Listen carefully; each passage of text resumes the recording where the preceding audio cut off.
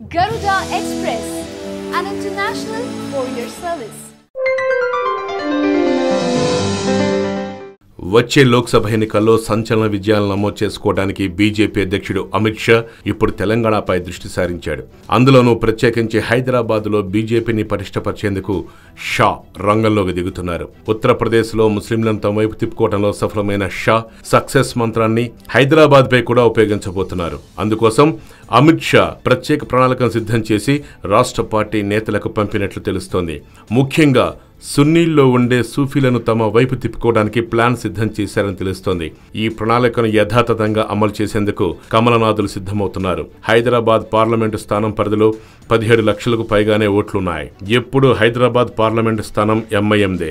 ముస్లింల ప్రాబల్యం అధికంగా ఉన్న ఈ స్థానాన్ని కైవసం చేసుకునేందుకు పావులు కదుపుతున్నారు బీజేపీ వర్గాలు. 17 లక్షల ఓట్లలో 48% ఓట్లు మైనార్టీలవే, 52% హిందూ ఓట్లు ఉన్నాయి. అయితే ప్రతి ఎన్నికల్లో ముస్లిం ఓట్లే ఎక్కువగా పోలవుతుంటాయి.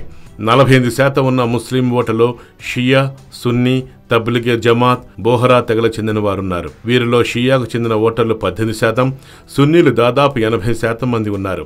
సున్నీల్లోనూ మరో తెగ సూఫీలు 75% మంది వరకు ఉన్నారు. వీరిపై బీజేపీ కన్నేసింది. 5% మంది మాత్రమే సున్నీలున్నారు. సూఫీలను మచ్చిక చేసుకోవాలని బీజేపీ ప్రయత్నాలు ప్రారంభించింది. యూపీ ఎన్నికలను ఇదే తరహా పద్ధతిని కమల్నాథులు అనుసరించారు. యూపీ ఎన్నికలు జరగడానికి ఏడాది ముందు సూఫీ తెగలతో ప్రధాని మోడీ ప్రత్యేకంగా ఢిల్లీలో భేటై వారి సమస్యలపై చర్చించారు. ఆ సమావేశానికి హైదరాబాద్ నుంచి కూడా కొందరు సూఫీ పెద్దలు హాజరయ్యారు.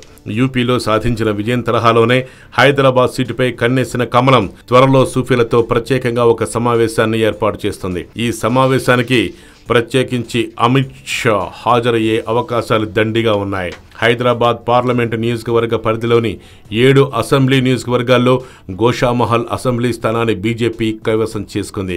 మిగిలిన 6 స్థానాల్లో బీజేపీ 2వ స్థానంలో ఉంది. అసెంబ్లీ నియోజకవర్గాల వారీగా సమావేశాలు పెట్టి కార్యకర్తల ఉత్సాహం నింపాలని పార్టీ నేతలు భావిస్తున్నారు. అమిత్ షా కూడా పాత బస్తీలో పర్యటించేలా బీజేపీ నేతలు స్కెచ్ చేస్తున్నారు. మొత్తం మీద ఎంఐఎం కంచుకోటను బద్దలు కొట్టేందుకు చేస్తున్న షా ప్రయత్నం ఫలిస్తుందో లేదో వేచి చూడాల్సిందే.